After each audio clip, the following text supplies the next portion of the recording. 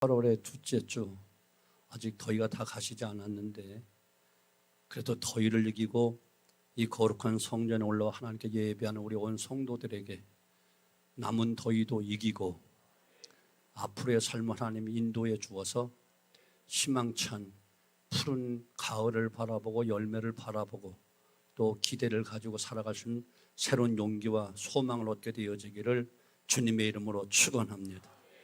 요즘 우리 사회는 정보의 홍수라고 할 정도로 인터넷이나 SNS를 통해서 실시간으로 정보가 쏟아져 내려오고 있어요.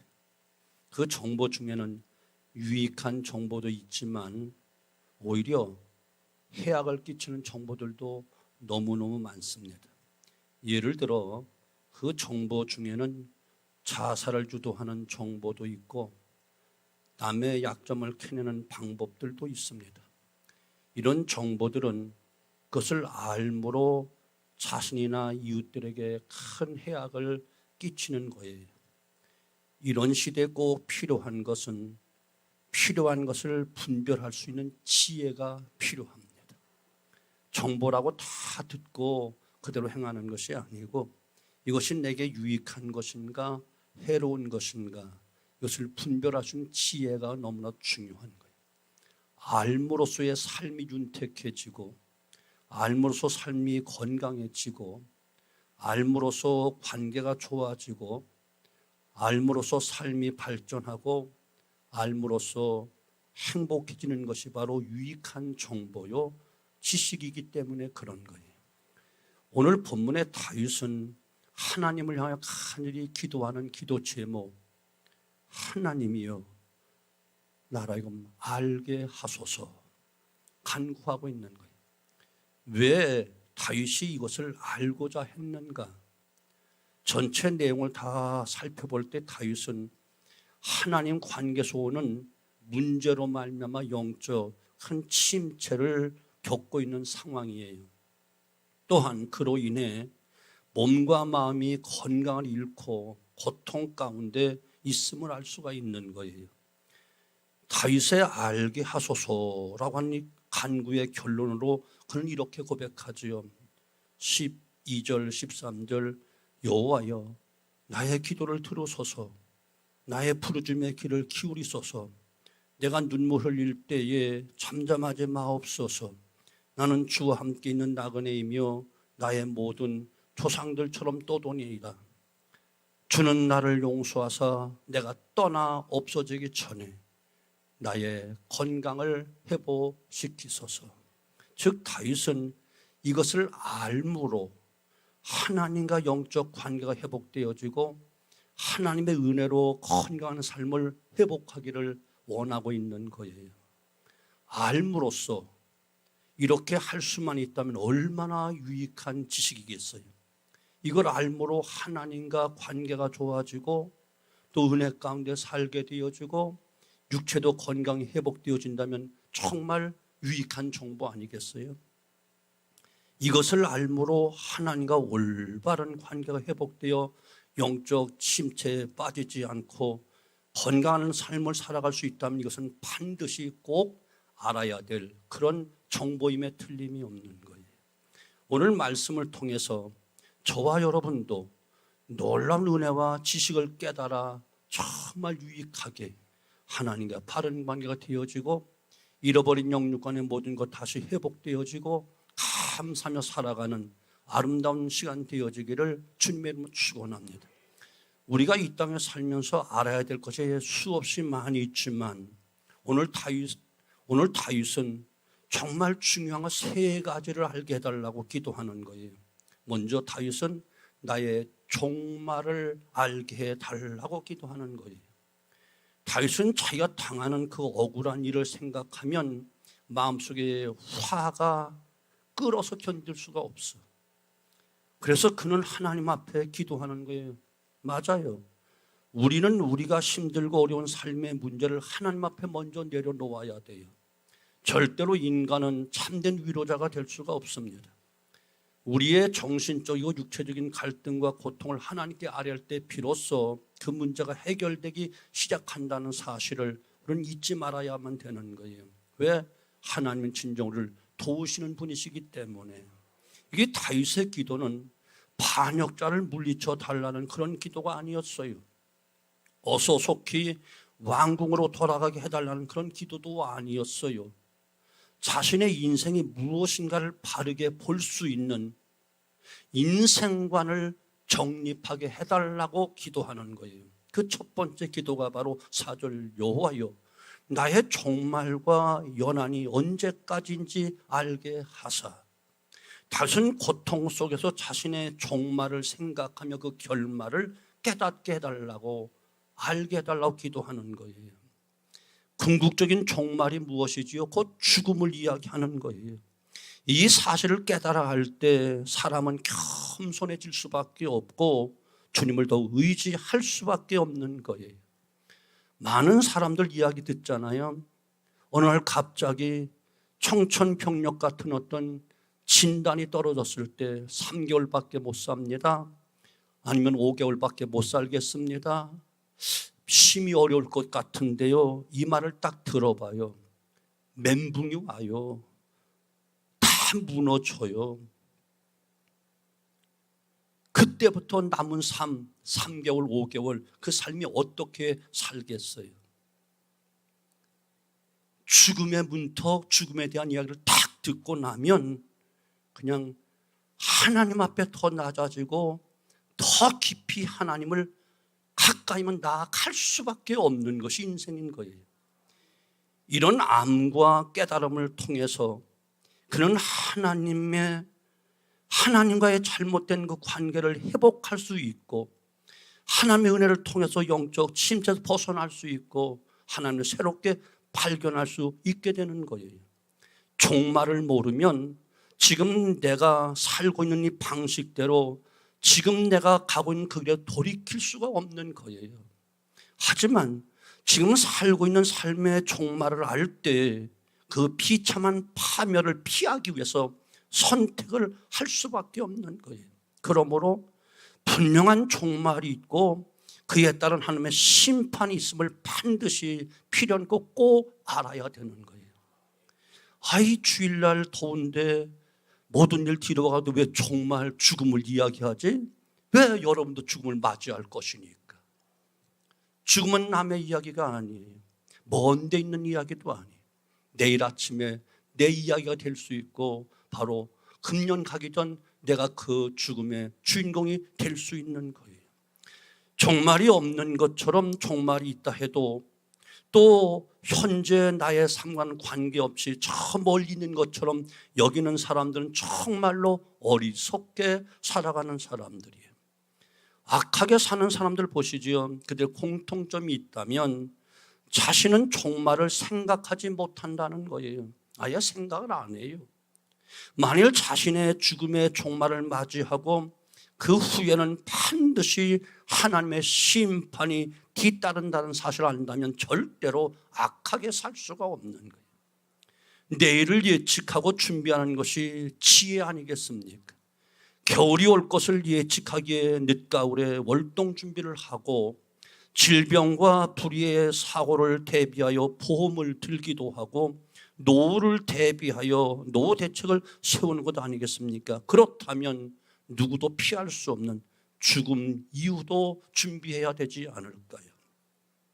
죽음은 끝이 아니라 또 다른 시작이기 때문에 다윗은 자신의 그 연한이 한 뼘 길이만 하다 이렇게 고백하면서 종말을 알고자 힘을 쓰고 있는 거예요. 5절 주께서 나의 날을 한 뼘 길이만큼 되게 하시며 인생이 긴 것 같지만 한 뼘밖에 안 된다는 거예요.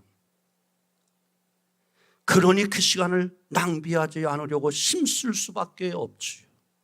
저는 꼭 한 주 됐네요. 지난주 정말 사랑하는 집사님을 장례 치렀어요. 물론 담임 목사님과 함께. 아시는 듯 이형균 집사님. 지난 주일 아침에 돌아가시고 월요일 날 입간 예배 드리고 화요일 발인하며 하관 예배를 드렸어요. 정확하게 그 아내 되신 분이 암에 걸려서 중병에 걸려서 신방을 몇 번 가고 마침내 세상을 그분이 먼저 떠나셨어요. 꼭 10년 전 이야기예요.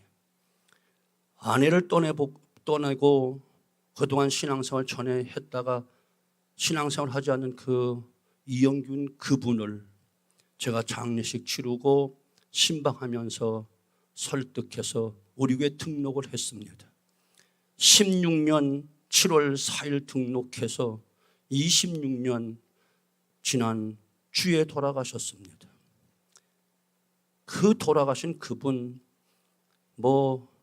늘 직장 생활만 하고 이제 연세도 있으니까 그저 빠르게 움직이고 저기 한 건 아니지만 지난 한 주간 동안 그 집사님 생각에 사로잡혔어요. 야, 어떻게 그렇게 살 수 있을까? 제가 다 전도해서 교회 등록한 10년 동안 한 번도 목사님 싫어요, 못해요, 안 해요 말한 적이 한 번도 없었어요. 얼굴 표정 달라진 것이 한 번도 없었어요. 집사님 이제 혼자 사시면서 따님들도 있지만 자주 못 오니까 혼자 살면 식사 제대로 못하면 안 돼요. 이제 교회 나오셔서 김 장로님 함께 봉사하면서 교회에서 식사하시고 식사 건너지 마시고 건강 잘 지키셔야 돼요. 했더니만 네 하고 순종해서 한 번도 아침 9시에 정확하게 출근하여 장로님 퇴근할 때 같이 퇴근하면서 수많은 교육자들이 우리 교회에 있었지만 교육자들보다 더 철저하게 1시간 전에 먼저 와서 굳은 일 다 한 번도 힘들어요, 어려워요, 못해요, 안 해요, 왜 해야 돼요 이런 말 들어본 적이 없더라고. 가만히 보니까 그동안 몸이 불편하여 병원 많이 다니시고 한 몇 개월 교회 못 나오실 만큼 힘이 들었는데 그렇게 빨리 가실 줄 몰랐지. 물론 하나님 앞에 갔겠지만 그러나 새록새록 생각이 나는 거예요. 어떻게 그렇게 순수할 수가 있을까? 다른 분들에게는 모르겠어. 저한테는 그랬다고. 어떻게 그렇게 깨끗할 수가 있을까? 표정 하나 달라지지 않고 말투 하나 달라지지 않고 행동은 뜸하기 때문에 답답한 면도 많이 있었지만 전혀 내색하지 않고 왜 아프지 않았을까만은 아픈 거 다 움켜쥐고 그 시간을 정확하게 와서 지키고 그렇게 가셨다니까요.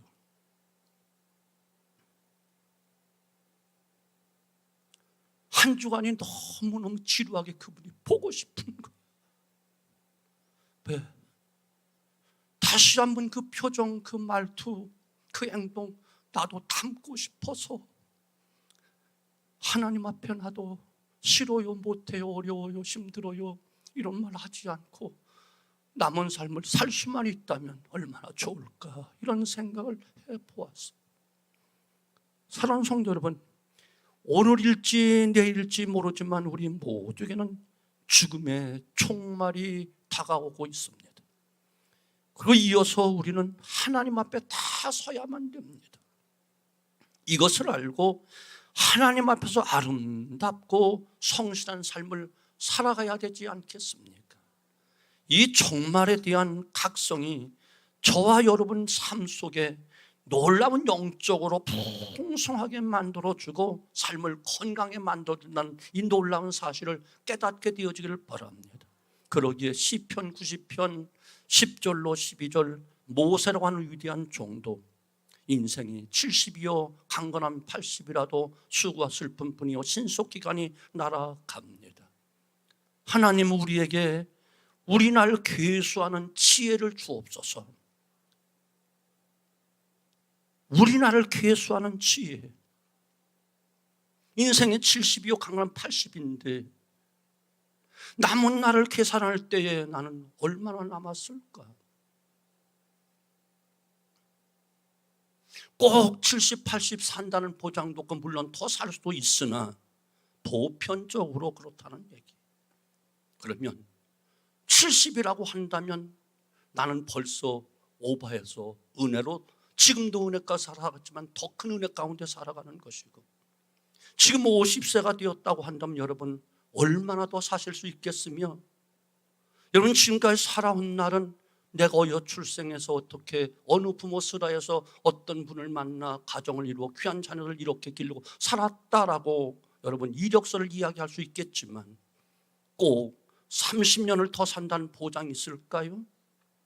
내일을 살 수 있는 보장이 있을까요? 오늘 밤이라도 하나님 우리를 부르시면 다 내려놓고 하나님의 팔 수밖에 없는 나의 종말을 깨닫는 지혜, 죽음을 볼 수 있는 지혜, 이것이 너무 소중하니까 다윗같이 위대한 분도 하나님 내 종말, 내 죽음을 알게 해주세요.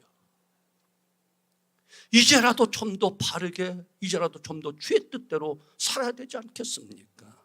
알게 해주소서 내 종말을. 두 번째, 다윗은 나의 연약함을 알게 해달라고 간구하는 거예요. 다윗은 베들레헴에서 목동으로 하나님의 부르심을 받았을 때만 해도 자신은 아주 연약하고 초라한 존재라는 것을 늘 깨닫고 있었어요. 그는 겸손했어요. 그래서 하나님 마음에 합한 자로다 이런 말씀까지 하나님으로부터 들었잖아요. 하지만 골리앗을 물리치고 사람들의 주목을 받게 되어지고 왕위에 올라서 무수한 승리와 성취를 이루고 권세와 영광이 더해지자 자신이 강하다는 착각에 빠진 것이 틀림이 없어요. 물론 그는 위대한 왕이었고 전쟁의 승리를 통해 수많은 업적을 영웅이었고 엄청난 부를 지닌 부호가 되었어요. 수많은 백성들과 주변 나라가 그에게 절대적 지지를 보내고 막강한 군사력을 가진 군대를 총동원하고 사령할 수 있는 그런 권력을 가지고 있었어요. 그리고 많은 자식도 있었어요. 이것이 그를 잠시 스스로 굉장한 존재라는 착각에 빠지고 교만하게 했던 것이 틀림이 없어요. 그래서 그와 하나님 사이에 문제가 발생되어지고 점점 영적 침체가 왔음을 짐작할 수 있는 거예요. 하지만 그로 인해 큰 고통과 육체의 병듦 속에 이제 그는 자신이 내세던 모든 것이 얼마나 헛된 것인가를 깨닫고 고백하는 거예요. 5절 하반절, 사람은 그가 든든히 서 있을 때에도 진실로 모두가 허사뿐입니다. 제 아무리 막강한 군사력을 지니고 있고 아무리 강하다 할지라도 부귀 영광을 누린다 할지라도 모두가 허사뿐입니다. 이렇게 고백을 하는. 여기 허사라는 말은 헤벨이라는 말인데 신기루와 같다는 거예요. 여러분, 우리가 현재 아무리 굉장한 것을 이루고 있다 해도 우리 앞에 어떤 일이 일어날지 아무도 모릅니다. 또 굉장한 것처럼 보이는 그 것들도 다가오는 재앙 앞에 속수무책으로 무너질 수밖에 없는 것, 이것이 바로 우리의 삶인 것을 믿으셔야 됩니다. 여러분, 세상 것은 아무리 다 얻었다 할지라도, 다 누린다 할지라도 죽음의 문턱 앞에 이르게 되어지면 다 놓고 갈 수밖에 없는, 홍수로 갈 수밖에 없는, 수의복에는 주머니도 없고 고작 이전에는 땅 3평 주더니 그것도 실어서 한 줌의 흙으로 떠나갈 수밖에 없는 것. 무디 목사님이 스코틀랜드 집회에서 복음을 전하는데 한 소녀가 달려왔어요. 목사님, 하나님께서 구원해 주셨다는 사실을 깨닫고 싶어요. 하나님 앞에 마음껏 드리고 싶어요. 그래? 그럼 네가 가지고 있는 거 드리면 되겠지. 소녀는 눈물을 쭉 흘리면서 말합니다. 저는 글을 배우지 못해 성경을 읽을 수 없어요. 이런 무식한 자를 하나님 받으실까요? 저는 몸도 연약해서 학교도 다니지 못할 만큼 연약해서 병이 들고 약해졌어요. 이런 몸도 하나님 받으실까요? 가진 것이 하나도 없는 가난해서 아무것도 없는데 나 같은 사람을 받아주실까요? 그 순간 소녀의 얼굴에서, 순수하고 깨끗한 소녀의 얼굴에서 광채가 나기 시작하는, 그때 무디의 모든 전도단들이 다 함께 무릎을 꿇을 수밖에 없었어. 그리고 간절히 기도합니다. 소녀도 또박또박 기도합니다. 주님, 내 모습 이대로 받아주세요. 이를 지켜보던 엘리자 해민턴 여사가 시를 써 내려갑니다. 주의 크신 역사 이루기 위하여 연약한 우리를 받아주옵소서. 약한 대로, 모자란 대로, 못난 모습 그대로 주여 받아주옵소서. 같이 있던 생크라고 하는 그분이 가슴에 불같은 성령의 역사가 있어 즉시 피아노를 두드리면서 곡을 쓰기 시작합니다. 나 주의 도움 받고자 주 예수님께 빕니다. 그 구원 허락하시사 날 받으옵소서. 내 모습 이대로 주 받으옵소서. 나를 위해 돌아가신 주 날 받아 주옵소서. 찬송가 214장이 그때 지어진 거예요. 그 후 이 노래가 불려지는 곳마다 연약했던 사람들이 놀라운 셈을 얻습니다. 절망 가운데 있던 사람들이 용기를 얻습니다. 무수한 젊은이들이 하나님 앞에 돌아와 자신을 하나님께 드는 위대한 부흥의 곡이 되어버리고 말았습니다. 오늘도 자신의 약함을 아는 자, 그는 하나님께 쓰임받게 되어지고 하나님의 도움을 받게 되는 줄로 믿습니다. 내가 할 수 있다 착각하지 마십시오. 사람은 피었다가 사라지는 안개처럼 나약한 존재입니다. 이러한 자신의 연약함을 알아야 하는 거예요. 알아야 하는 거예요. 인간의 연약함을 깨달을 때 우리는 하나님을 의지하고 그분의 은혜를 더 사모하게 되기 때문에 그런 거예요. 그러기에 사도 바울도 일찍이 내가 약할 그때의 곧 강함이라 이렇게 고백하며 주님을 더욱 의지하게 되었습니다. 자신의 연약함을 깨달은 다윗 역시 하나님 더욱더욱 의지했지요. 하나님의 힘으로, 정말 하나님의 힘으로 살아간다고 그는 고백하며 시편 118편 1절로 2절 나의 힘이신 여호와여 내가 주를 사랑하나이다. 여호와는 나의 반석이시요 나의 요새이시요 나를 건지시는 이시요 나의 하나님이시요 내가 그 안에 피할 나의 바위시요 나의 방패시요 나의 구원의 뿌리시요 나의 산성이시로다. 사랑하는 성도는 인간은 실로 약하디 약합니다.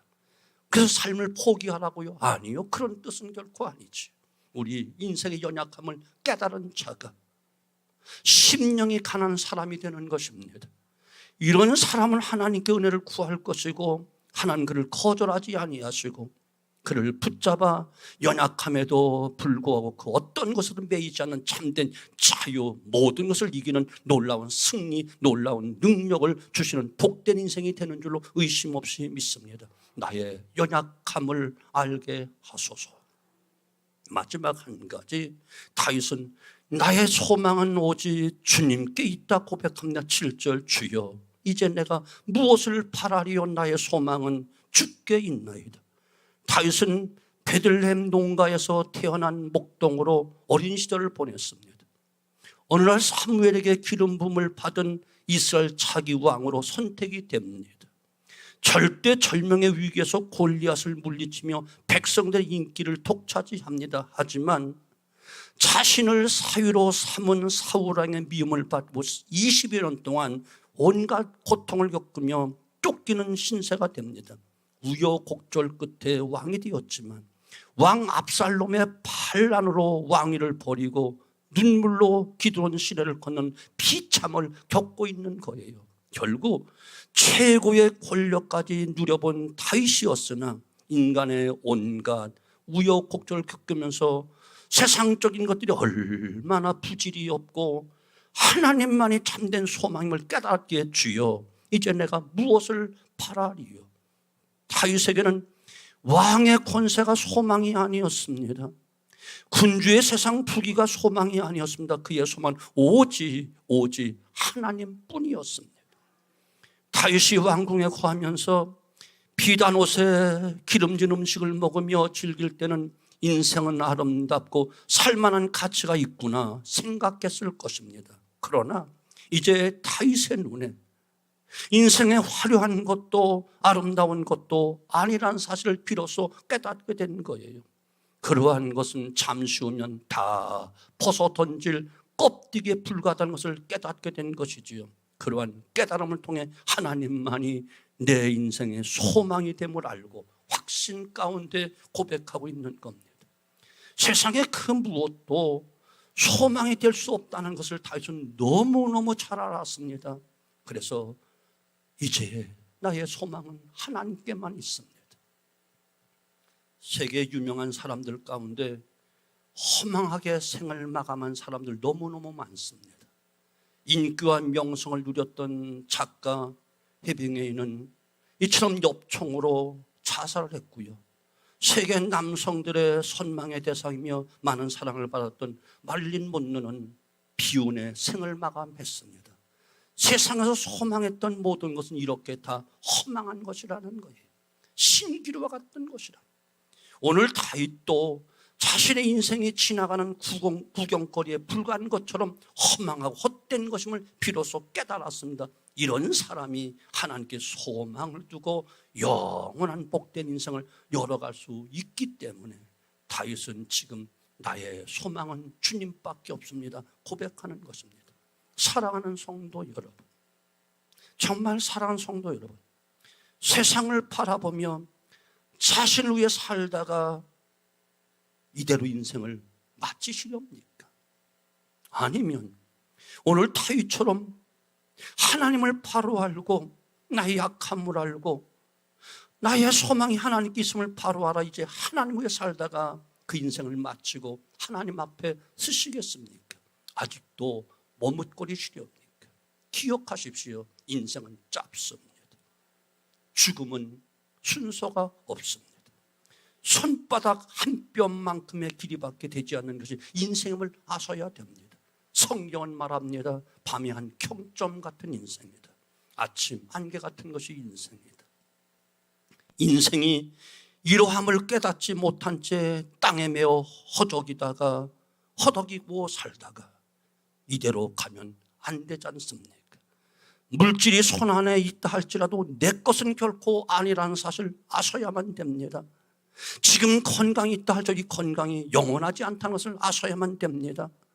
그러므로 썩어질 것에 마음 두지 말고 오직 영원한 생명을 주시고 영원한 나라를 주실 하나님께 소망을 두는 지혜, 은혜가 있기를 주님의 이름으로 축원합니다. 자신의 종말인 죽음을 알아야 됩니다.